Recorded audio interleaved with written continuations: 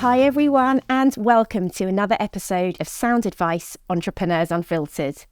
Today's guest is Jason Millar, also known as Jay, the inspiring founder of Jay's Barber Club and Jay's Pro Barber Academy in Belfast. Despite a difficult upbringing, which included growing up with an alcoholic mother and being orphaned at a young age, Jason has overcome drug and alcohol addiction to build a successful business that not only keeps the community looking sharp, but also gives back to it. He mentors fellow barbers and helps those less skilled to change their lives. Get ready to hear how Jay took control of his life, beat addiction, and went from zero to hero. Jay, welcome to the show. Thank you. How are you? Really good. Thanks so much for joining us. So Jay, you had a really difficult start in life. You said if people had gone through what I've been through, they would be in jail or they would be dead. Can you share your childhood story with us? So from a young age, I was in with my mother. She was an alcoholic, and we went through some tough times growing up, me and my younger brother. Some of the stuff that we went through as young children, adults would have been through at such young age. At 4 or 5, I was going to P1, primary 1 school, being sent to school with no food and like stuff for your break that normal kids would be sent to school with, like a lunch and a break.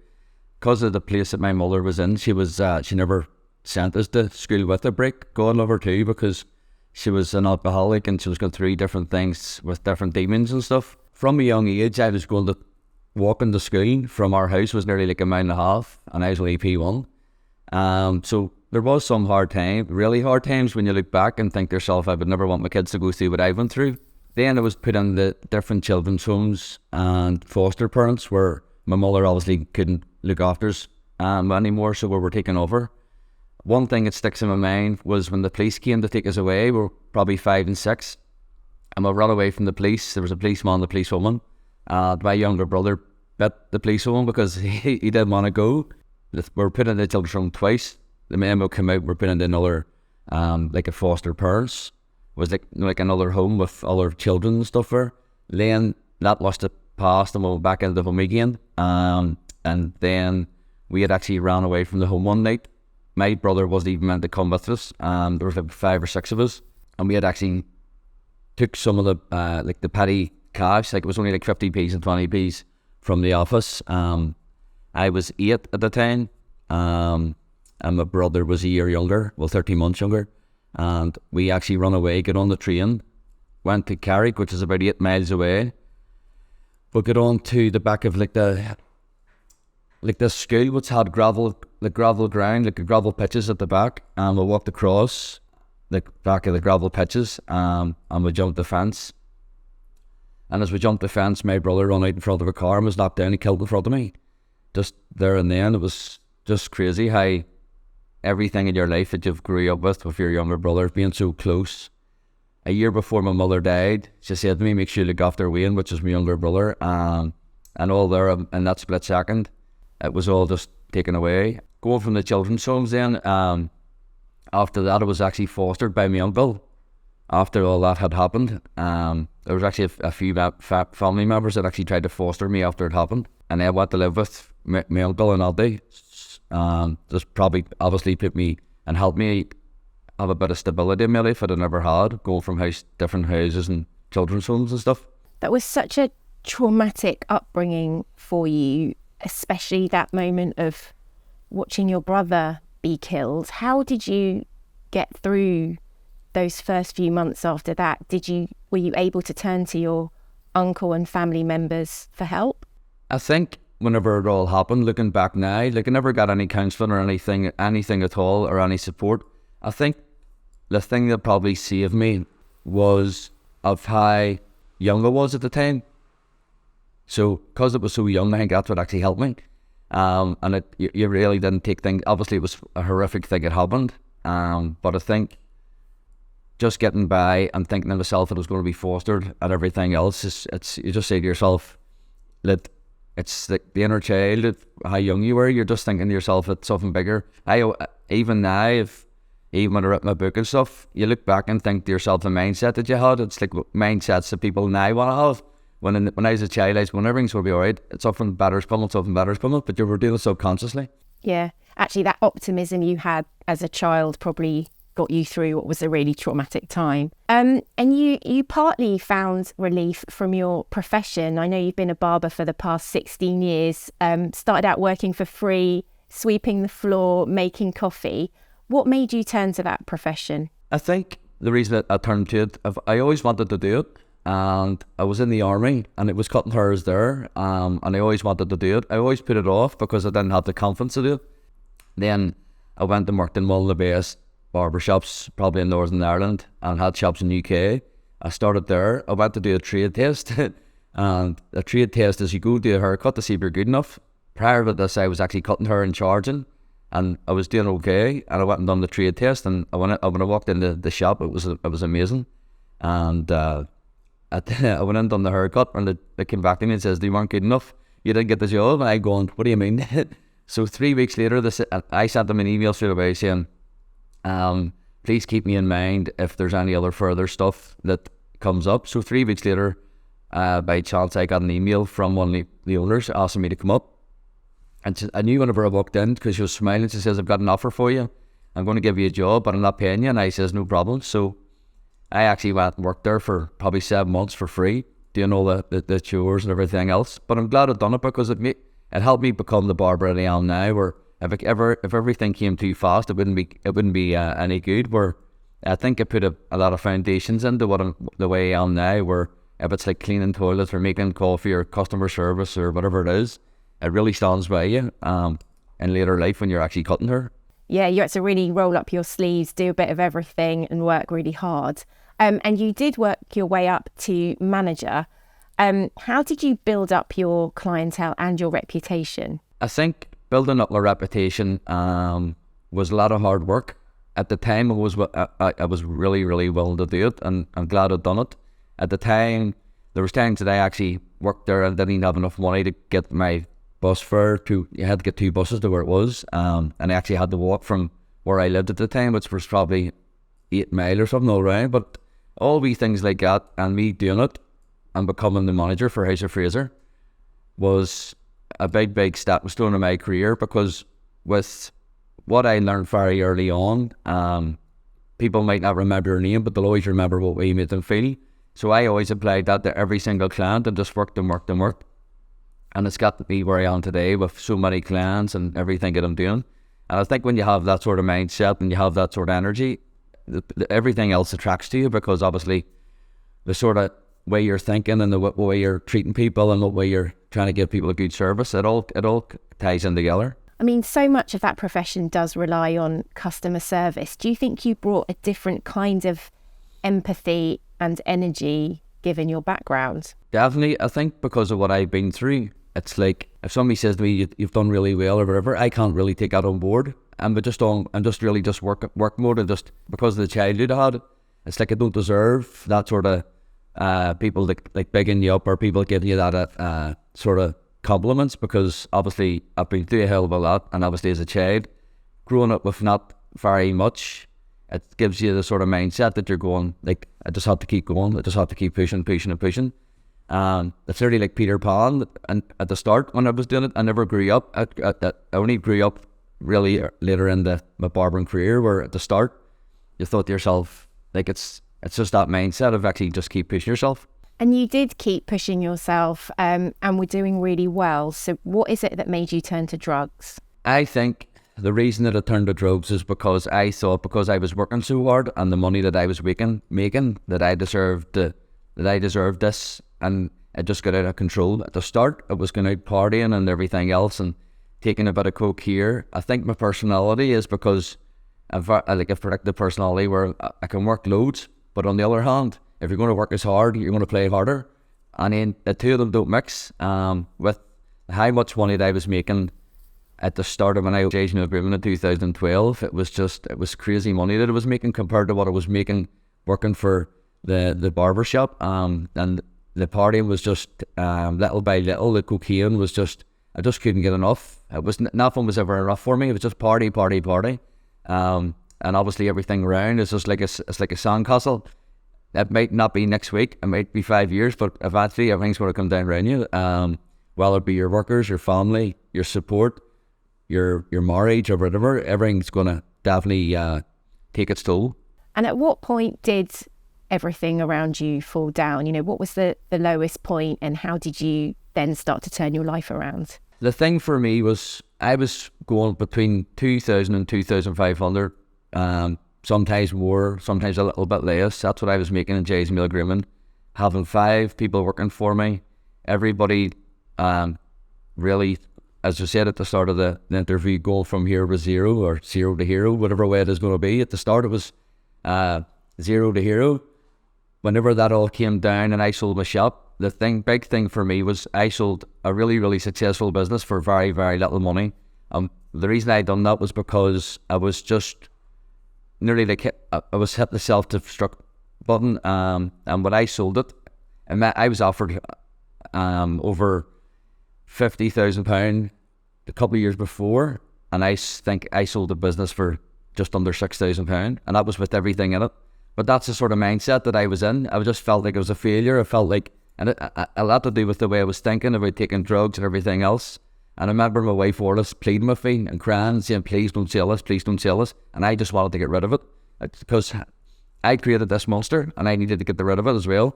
Because it was so successful and there's so many people coming to the shop and everything else. It took me so much to build it up. But to get rid of it, it was hard, but it was good because it had to happen.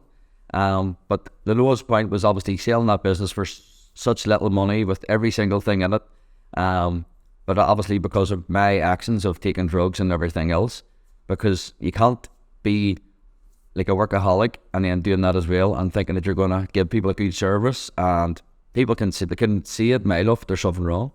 Do you think you associated your business then with that downfall and the drug addiction, and you just wanted to completely cut that lifestyle and start again? Whenever I was doing that lifestyle stuff, whenever I cut it away, and part of me thought, if I can get this away, the shop and everything else and the money and everything else. But to be honest, whenever I sold the shop, it wasn't the end. I mean, that didn't get me off drugs. I was just in so many dark places. I just put myself. And once I took that at the start, the way it made you feel and the way it made me feel at the end, how much it can infiltrate your mind and think to yourself, like, I'm alright, but you're not. Do you know what I mean? And little by little, it's like cutting your big toe and walking about and bleeding, and your knife's just bleeding out.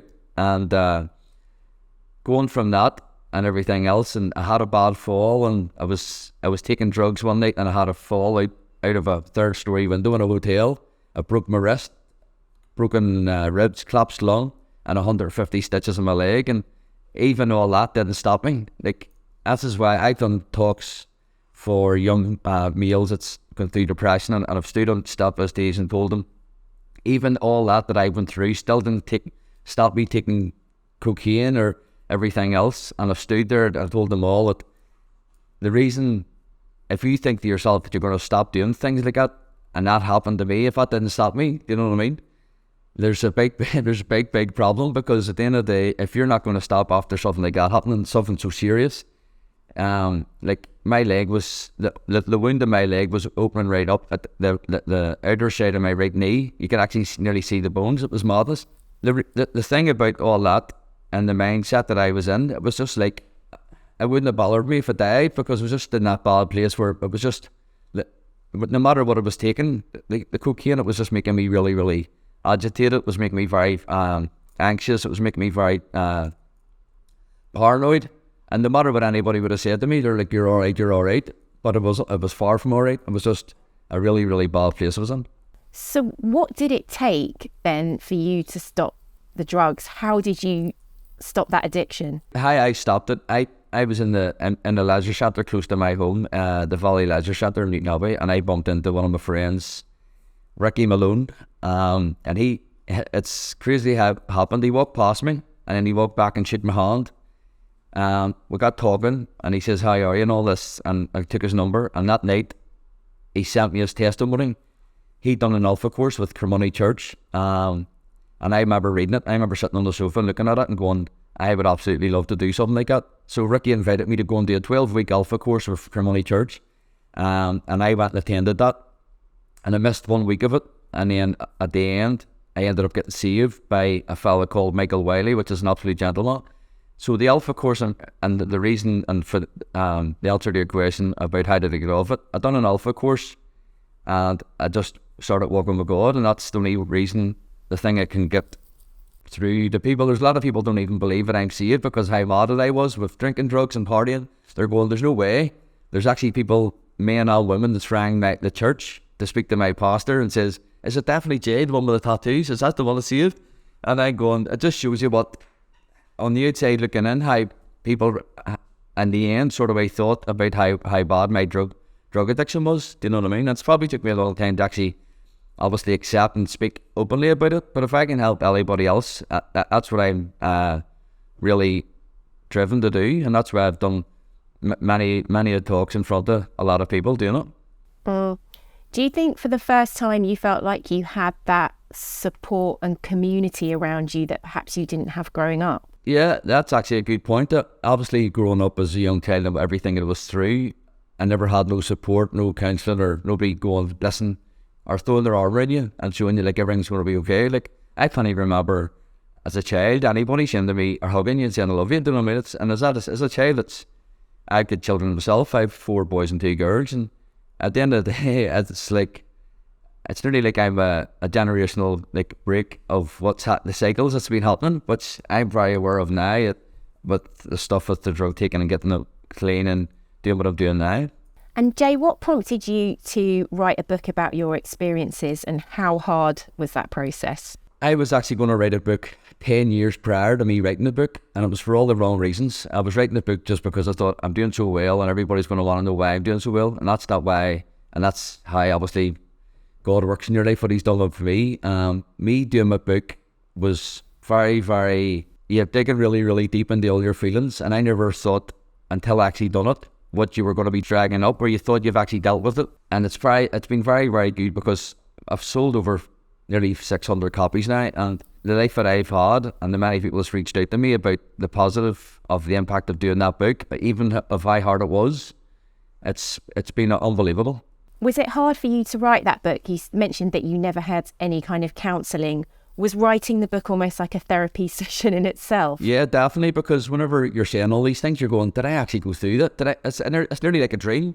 I'm coming 41 now, and that stuff all happened, but obviously, but when I was such a young age, you're going, like, how did I get through all that? Do you know what I mean? But it was very good for me accepting stuff that I've been through and seeing it for what it is. And that for a long time, a really long time, I blamed myself for letting Wayne come with me, and then I did get killed. And obviously now, the age that I'm up now and accepting everything, it just had to happen. It was always going to happen. I could have done nothing about it. So for a long period of time, I was carrying that about with me, about what happened.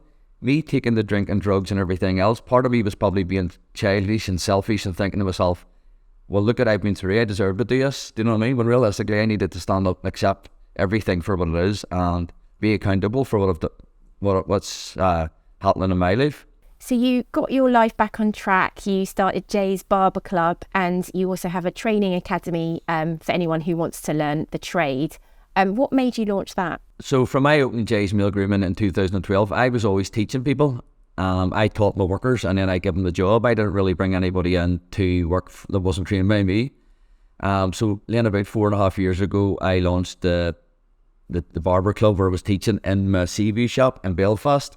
Then it was just too small. And now we've got a proper academy where I train them, and not even just train them, I try and mentor them, life skills as well, because I could see soon as they walk through the door, I can sort of nearly know who's, because of what I'm so sensitive to, I can realise if people's having a hard time, and I've helped many people, and I'm very grateful that the people that's on the course isn't just here to learn about Barber. They can learn so much more. The thing I'm very excited and grateful for is because there's so many people that's on the course. Like at the minute, there's like 30 people a week on my course, and they come from everywhere. There's people came from Scotland, Romania, everywhere. And me opening my academy, I can actually give people jobs as well. So there's a lot of people so grateful, and they'd all the time text me and say, like, Jay, I'm so grateful for you giving me this chance. And all I say back to them is just keep pushing. Not me accepting going, here I'm doing really well here, helping people. No, me, because I I don't, and I don't mean that to be like cocky or be arrogant. It's just because of what I've been through, I can't accept that praise. See if I can get these people, what I am doing is helping them and lifting people up as much as possible. Is that what motivates you and gets you out of bed every morning? That me getting out of bed in the morning, it's nearly like when people play a match on a Saturday. Like if I'm going into cut on a Saturday and they get butterflies in their stomach, that's exactly the way I feel if I get into work on a Saturday, because of how busy it is. Me getting up in the morning, because I know so many people look up to me, and the people that's on my course too, they know my story too. So there's people that's actually booked on the course because they've read my book, and at the end of the day, everybody's going through their own challenges. Everybody's going through life. And life's not easy. People think life's easy because they're on social media, they're on all sorts of platforms thinking, I want that life, but they don't realise it's not, it's fake, it's not real. And I think people that's on the course, they literally look at me and go, flip me, he's real and he's been through it. And that's what gets me the fuel to, not about anything about money, about helping people, because there's so many people out there. And in my academy, I have skateboards, and each skateboard says, believe in yourself. And I tell all of them, when they first come on the first night of course, everybody put your hand up and pat yourself in the back, because the hardest thing on this course was to come tonight, because you're obviously nervous and you're scared. So it's all these small things like that, just to try and help people that help me too, because at the end of the day, I'm grateful I can be in a position to help so many people. Jay, do you feel like you believe in yourself yet? You said it's really hard still for you to take compliments and accept the success of your business. I definitely do believe in myself, but I just believe I can keep pushing myself. Whether that came from me having such a successful business and then just selling it for buttons because of where I was mentally with drinking drugs, and then now I 100% believe in myself in every way. But the thing about maybe because the mindset and the flow that I'm in now is because of how good the business was, and more or less overnight it was away. So now it's like I'm in the mode going, I will never let that happen to me again, never, and I will do whatever it takes just to keep on the right track. And if that's helping people along the way or lifting people up, then that's what it takes. You talk a lot about lifting other people up. I'd love to know your advice for other business owners on how they can support people from disadvantaged backgrounds and really break that class ceiling. The thing about helping other business owners, I think there's probably a lot of people out there would love to do it, but they don't know how to go about it. So I think maybe getting the knowledge and what you're actually wanting to do, or having the focus, or having the plan, or sitting down. If there's anybody I could help along the way in business that's going to help them maybe bring people in, I've actually been asked to go into a local jail and teach as well. But because I'm so busy, I can't really commit to it, because realistically I'm working nearly 6 days a week. I'm off on a Wednesday, which is today. After this podcast, I'm going into Belfast City Centre, and I cut hair for the homeless, and I've done that for about 18 months. And if I don't go, they actually tax the pastor and saying, is Jay coming today? Is Jay coming? So stuff like that, where if other business owners maybe had a bit of knowledge of either reaching out to somebody who's maybe helping other people, they'll be very, very humble for doing it. And you mentioned that you're never going to stop pushing yourself. So what is your vision for Jay's Barber Club and the Academy? What does success look like for you? So success looks like for me is, so I opened the barbershop in an area which is very challenging for some people in Belfast. So I put my business in Belfast, and trying to give them a really, really good service for smaller money than Belfast City Centre. So then I cracked that. We're flat out and really, really busy in there. Then I went opened up the Academy, so the Academy's really busy. My vision for the next 5 years is to lift, which I've already started, is doing online courses. So I've filmed all that. It's cost a lot of money to do it. I've got a mentor, Daniel Konechny, which is very, very supportive. So I've got a successful mentor. So he mentors me. We meet up once a week and we go through different things and how we're going to where we're going to go and write stuff down, have a bit of a head-to-head where we're going to write stuff down and see what we're doing. From meeting Daniel about 9-10 months ago, I've actually filmed all my online courses of 10 modules, and going forward with that, it's starting to get that in front of people so I can sell it. I've got good news about my book as well. They're going to make a film. It's already been made into a film on paper, and it's going to be made into a play as well. So there's exciting times ahead.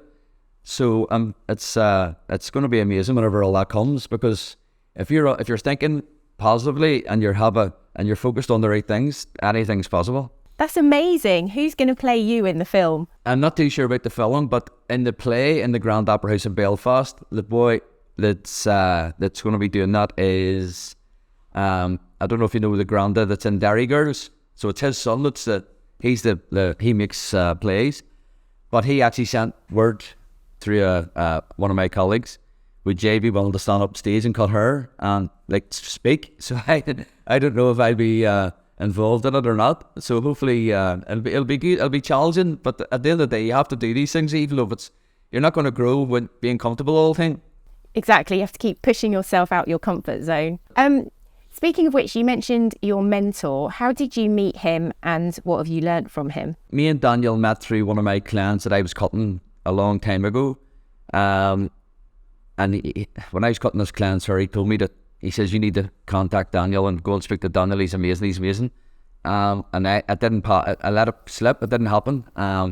Maybe a year and a half ago, he was in Dubai, and he sent me a message out of the blue. I'd sent him a message probably months before, asked about was he still doing coaching and stuff, and I never followed up because I'm so busy and everything, just life gets in the way. And he sent me a message saying, hey Jay, it's Daniel, I'd love to have a Zoom call, I'm in Dubai. And I was like, what's this about?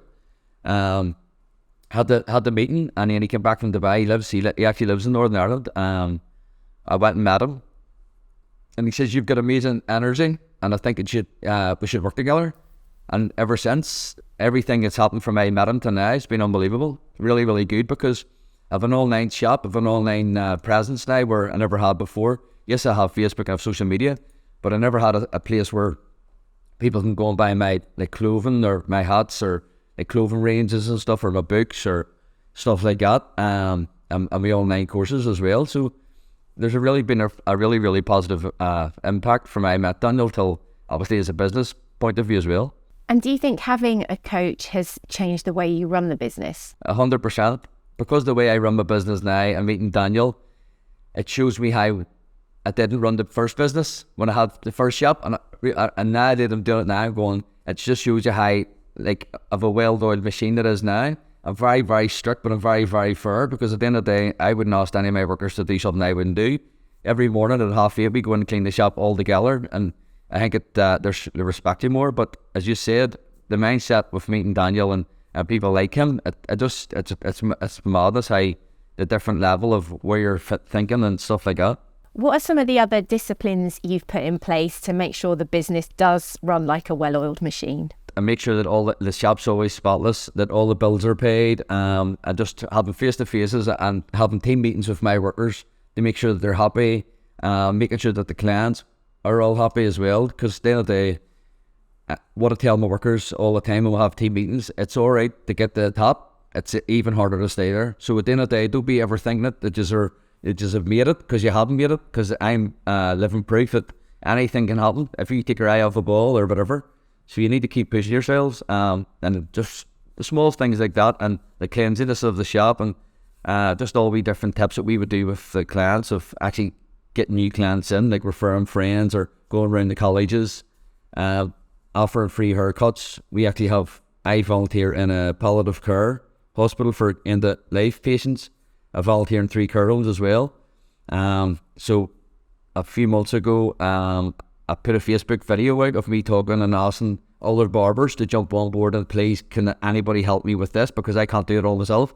And I ended up with about 15 other barbers in a group chat. So now that I can work, I made sure when the video that it says that I'm not trying to get you to come work for me, I just want you to help me. There's Belfast homeless, there's the care homes, there's so many aspects of people doing stuff with the people that need the haircut.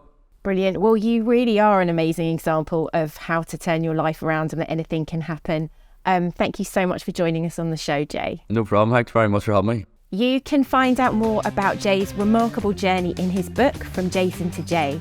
You can also check out his website, jaysprobarberacademy.com, and follow at Jay's Barber Club on Instagram. I hope you all enjoyed this episode. Don't forget to rate and review us, and we'll see you next week for more Unfiltered stories.